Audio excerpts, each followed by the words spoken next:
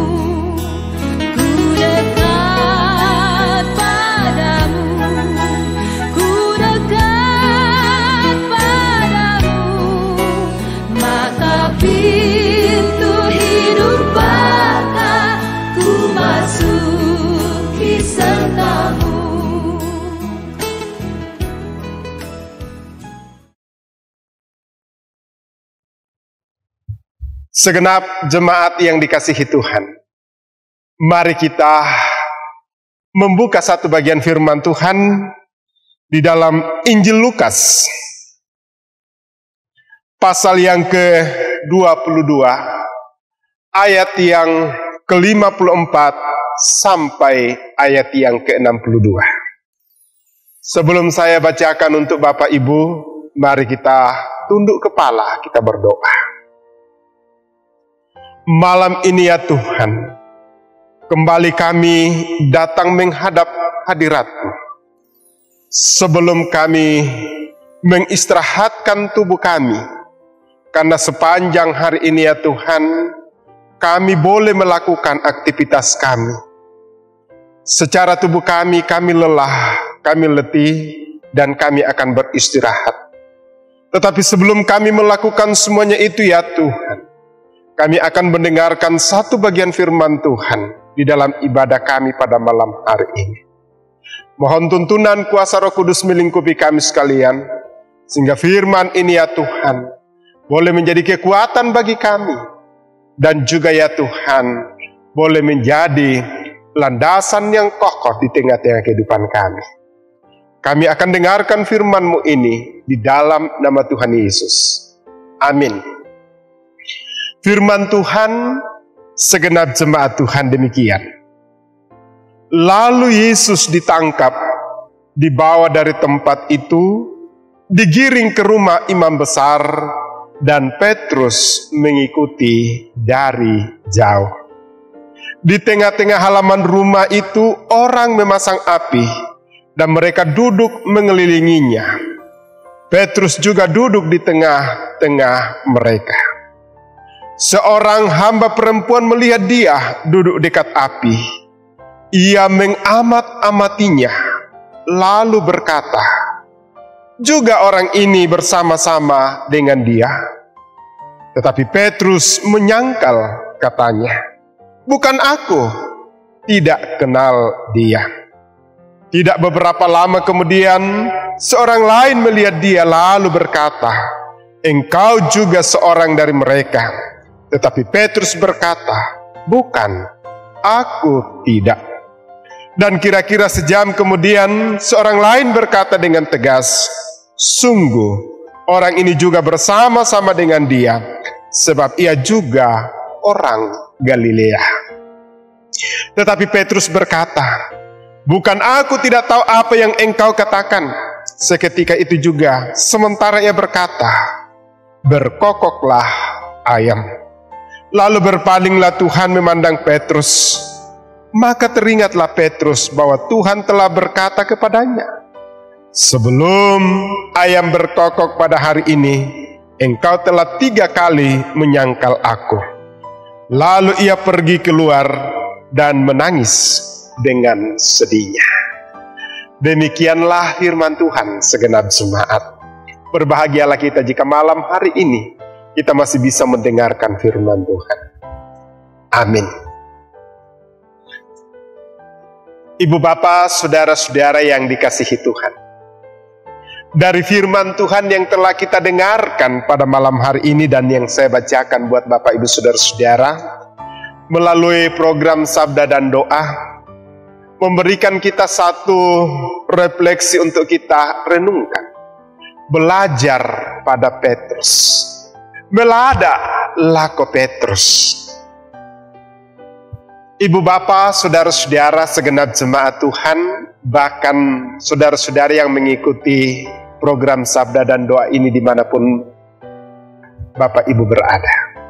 Tidak sedikit dari sejumlah orang yang akhirnya melupakan hal yang ia pernah ucapkan karena mengalami tekanan hidup, entah secara ekonomi, secara fisik, bahkan karena keadaan-keadaan. Inilah ia meninggalkan keyakinannya demi mencari keadaan yang lebih aman. Secara manusia mungkin kita berkata itu lumrah, itu baik saudara-saudara. Malam hari ini satu tokoh di dalam Alkitab, seorang murid Yesus yang telah dipilih. Dan kita melihat bagaimana Petrus menyaksikan bahwa gurunya itu Yesus sedang ditawan dan dibawa ke rumah imam besar untuk diadili. Seperti yang dikatakan di dalam ayat yang ke-54 dan yang ke-55. Hal ini membuat Petrus sangat ketakutan. Orang yang selama ini diandalkan, orang yang selama ini tempat untuk menyandarkan kehidupannya, akhirnya ia memilih untuk menyelamatkan dirinya. Bahkan kita melihat dalam pembacaan ini bahwa sampai 3 kali ia berusaha menyangkal bahwa ia bukan pengikut Yesus. Ayat yang ke-56 sampai ayat yang ke-60. Mereka tidak mau terlibat apa yang dialami oleh sang pemimpinnya, sang gurunya. Padahal jika sebelumnya Petrus pernah mengatakan dengan tegas dan pasti bahwa dirinya siap mati bersama Yesus. Namun ternyata setelah Yesus ditangkap, ia sudah lupa dengan pernyataannya. Ia memang ikut bahkan menyaksikan penangkapan Yesus. Tetapi selanjutnya ia tidak berani berbuat apa-apa. Bahkan dia berani menyangkal. Karena pada akhirnya ia tahu bahwa Yesus itu akan dihukum. Tetapi akhirnya Petrus menyadari, ia menangis karena menyesali perbuatannya.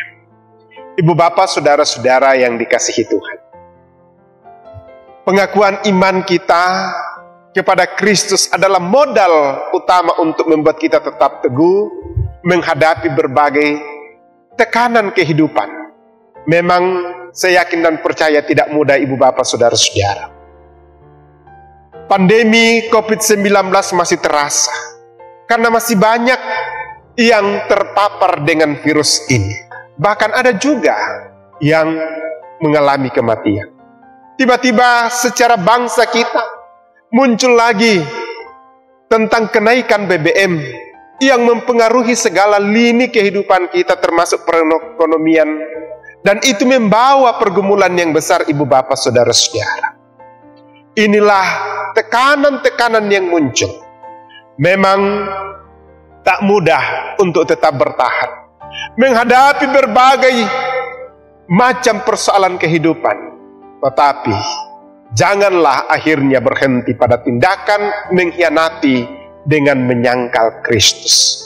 Karena kehidupan ini akan terus berjalan, kehidupan ini akan selalu ada waktu yang indah. Kita tahu bahwa roda kehidupan ini kadang di atas, kadang di bawah. Tetapi yang memberikan kita kekuatan, kemampuan untuk menjalani kehidupan adalah iman pengharapan kepada Tuhan Yesus Kristus. Marilah kita belajar kepada Petrus. Walaupun dia menyangkal, tapi akhirnya dia menyadari dan menangis. Dan kita lihat bagaimana karya Allah di dalam diri Petrus sebagai seorang rasul dan iman yang kokoh, dan juga menjadi tokoh gereja yang menjadi panutan di dalam kekristenan. Ibu bapak, saudara-saudara yang dikasihi, jikalau selama ini ada berbagai hal yang kadang-kadang mengkhianati Kristus, mari kita datang kepadanya, menangis, kita meminta pertolongan, supaya kehidupan kekal dan jaminan kekal, keselamatan abadi tetap ada pada kita. Terima kasih, kiranya firman Tuhan ini membuat kita kokoh dan kuat dalam menjalani kehidupan yang Tuhan anugerahkan bagi kita. Selamat malam, selamat menikmati malam ini dalam tuntunan pegangan kasih Tuhan. Sebelum kita berdoa, mari kita dengarkan pujian ini untuk mengantar kita di dalam menyampaikan segala permohonan-permohonan dan kerinduan-kerinduan kita, bahkan syukur kita.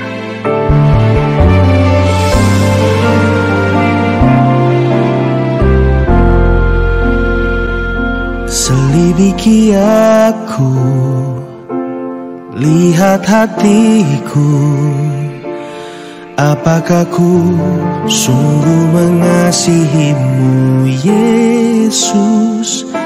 Kau yang Maha Tahu dan menilai hidupku, tak ada yang tersembunyi bagimu.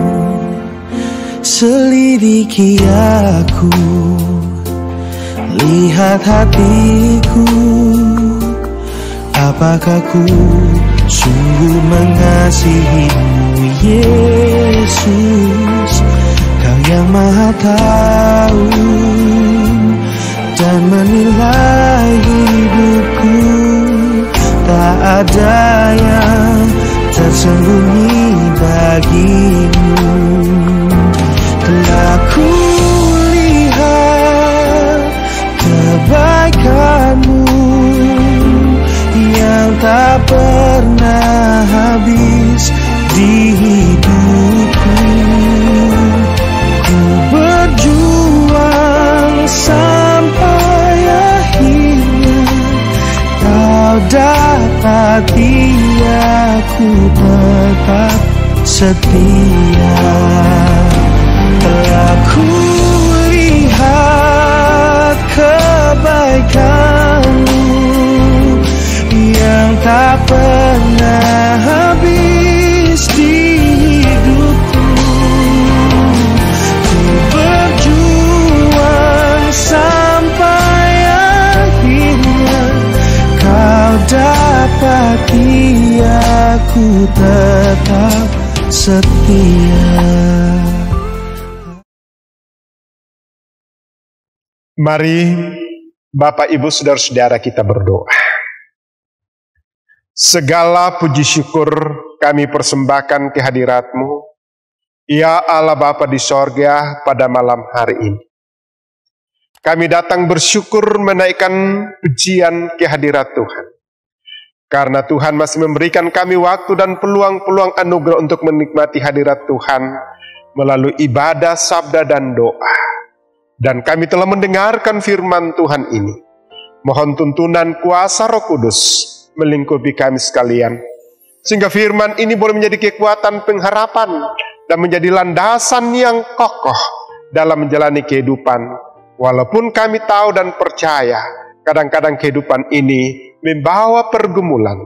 Kadang-kadang karena kami silau dengan keadaan dunia ini, kami kadang-kadang meragukan kasih Kristus. Dan biarlah firman Tuhan ini kami belajar seperti Petrus. Walaupun kadang-kadang kami mengkhianati Tuhan, tetapi kasih karunia Tuhan tetap untuk selama-lamanya. Dan biarlah itu yang meneguhkan kami supaya kami kembali berpaut kepada Tuhan dan hidup dalam tuntunan penyertaan. Malam ini kami berdoa untuk segenap jemaat-Mu dalam menjalani kehidupan satu hari ini ya Tuhan, mulai dari pagi sampai malam hari ini, dalam berbagai wujud pekerjaan, baik di kantor, di rumah, maupun di tempat-tempat usaha, bahkan di sawah ladang mereka, bahkan mengurus ternak-ternak mereka.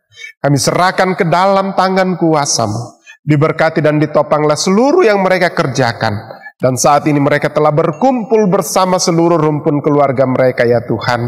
Dan mereka akan beristirahat dalam tidur mereka ya Tuhan, karena mereka lelah dan capek dalam seharian. Dan biar melalui malam ini ya Tuhan, mereka bangun besok dengan tubuh yang penuh dengan keberkatan, tubuh yang dipulihkan untuk menyambut hari baru, dan juga untuk melaksanakan setiap rutinitas pekerjaan yang mereka alami. Dan Tuhan percayakan kepada mereka. Malam ini juga Tuhan kami berdoa untuk seluruh majelis gereja dan pengurus OIG, Jemaat Karambe Berkati, pendeta, penatua dan diaken. Kiranya semua ya Tuhan bersatu hati dalam mengangkat tugas pelayanan, sehingga kerajaan Allah boleh berjalan dan dibangun di tengah-tengah jemaat-Mu.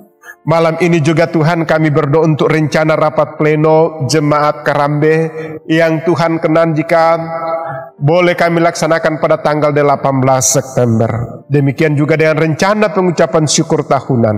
Kami serahkan seluruh ke dalam tangan kuasa-Mu, diberkati dan ditopang.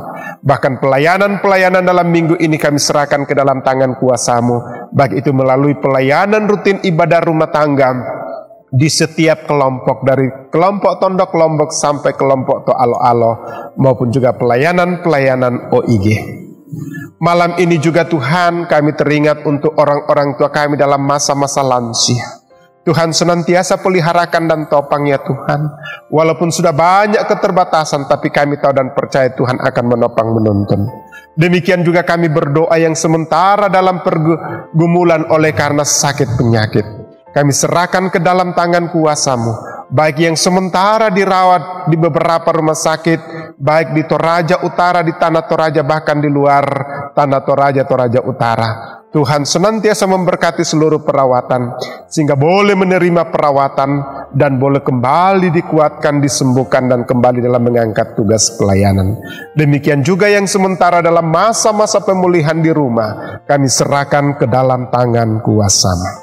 Demikian juga ya Tuhan, yang sementara dalam duka cita, oleh karena orang-orang yang mereka kasih dan cintai telah mengalami kematian, kami serahkan ke dalam tangan kuasa-Mu. Tuhan senantiasa hiburkan, kuatkan, mampukan. Bahkan jika sudah ada rencana-rencana dalam rangka penguburan, kami serahkan ke dalam tangan kuasa-Mu. Kami juga berdoa untuk para pengerja gereja, tata usaha, tenaga koster, juga tenaga magang, berkati ya Tuhan, sehingga senantiasa boleh mengangkat tugas pelayanan dalam tuntunan terang kasih Tuhan. Bahkan juga ya Tuhan, di dalam komitmen mereka sebagai pengerja Tuhan. Kami juga berdoa ya Tuhan untuk beberapa kegiatan yang sementara dilaksanakan di tengah-tengah jemaat-Mu, baik itu pembangunan menara untuk penyelesaian gedung gereja di Jemaat Karambe Berkati panitia, sehingga boleh ya Tuhan melaksanakan dengan baik. Para tukang yang sementara bekerja, berkati, jauhkan dari segala halangan rintangan. Bahkan juga sumber dana yang kami butuhkan, Tuhan gerakkan segenap jemaat untuk mempersembahkan. Demikian juga dengan pembangunan toilet di samping gereja yang sementara berlangsung, Tuhan berkati, sehingga semuanya boleh berjalan dengan baik, sehingga fasilitas-fasilitas di tengah-tengah jemaat-Mu boleh tersedia, dan jemaat-Mu dengan penuh kesenangan dan penuh sukacita boleh datang di gereja di dalam ibadah. Kami berdoa untuk bangsa dan negara kami, kiranya Tuhan senantiasa pulihkan, Tuhan senantiasa berkati sehingga menjadi alat berkat bagi kami semua. Gereja Tuhan, gereja Toraja kami serahkan ke dalam tangan kuasa-Mu. Kiranya Tuhan memberkati. Inilah doa kami Tuhan, inilah syukur kami. Ampuni segala dosa kami, dan terima kami yang datang bermohon. Di dalam nama Tuhan Yesus ada Tuhan dan Juru Selamat kami yang hidup. Haleluya, haleluya, amin. Demikianlah ibadah kita melalui program Sabda dan Doa pada malam hari ini. Selamat malam, salam sejahtera untuk kita sekalian.